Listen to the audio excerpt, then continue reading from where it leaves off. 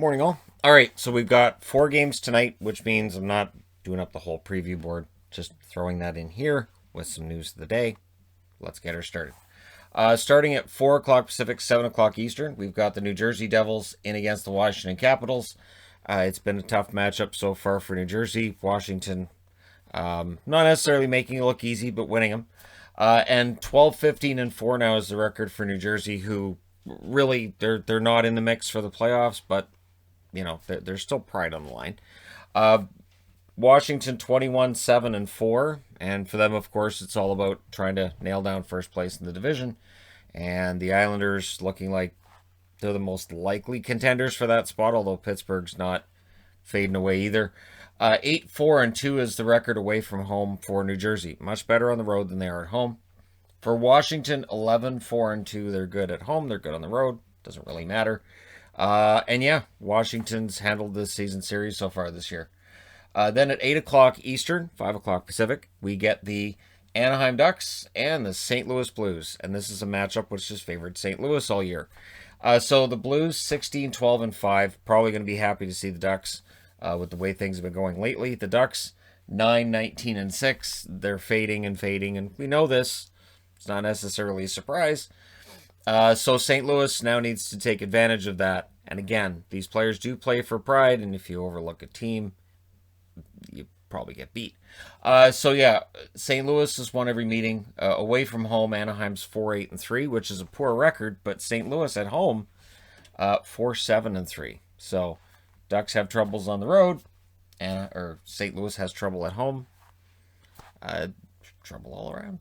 All right, and then at 7 o'clock Pacific, 10 o'clock Eastern, we've got the Winnipeg Jets, these guys here, 20-11-2, in against the Flames, who are 15-16-3.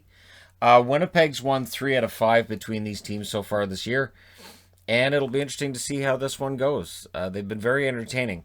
Winnipeg is 10-6-1 away from home. The Flames are 8-5-1 at home, and they really need to turn this around. Daryl Sutter comes in, seems to help them defensively. Their defensive numbers have gotten better.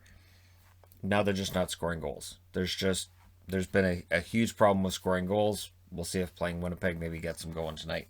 And also at 10 o'clock Eastern, 7 o'clock Pacific, we have the San Jose Sharks in against the Arizona Coyotes. San Jose's 13-14-4. Arizona's 14-14-5. Both teams have won once in this season series, so they'll play each other 6 times. And whoever wins that season series is likely going to be trying to chase down the Blues. Blues are the most likely of the top 4. If you can catch anybody, it's probably going to be the Blues, but even that's kind of probably not going to happen. I can't see St. Louis dropping out, but we'll see, right? Yeah. Away from home, San Jose pretty comfortable. 8-8-2 away from home. They've played away a lot. Then we all know the reasons for that. And for Arizona, 8-8-3 at home. So it'd be interesting to see which 8-8 turns into a 9-8, because one of them has to. Technically the other one could be either 8-8-3 or 8-8-4, right? All right. Anyways, let me know your winners in the comment section below, as always, and all that other wonderful stuff. Vasilevsky, his winning streak ended at 12 last night. The Dallas Stars snapping it. Didn't see that one coming.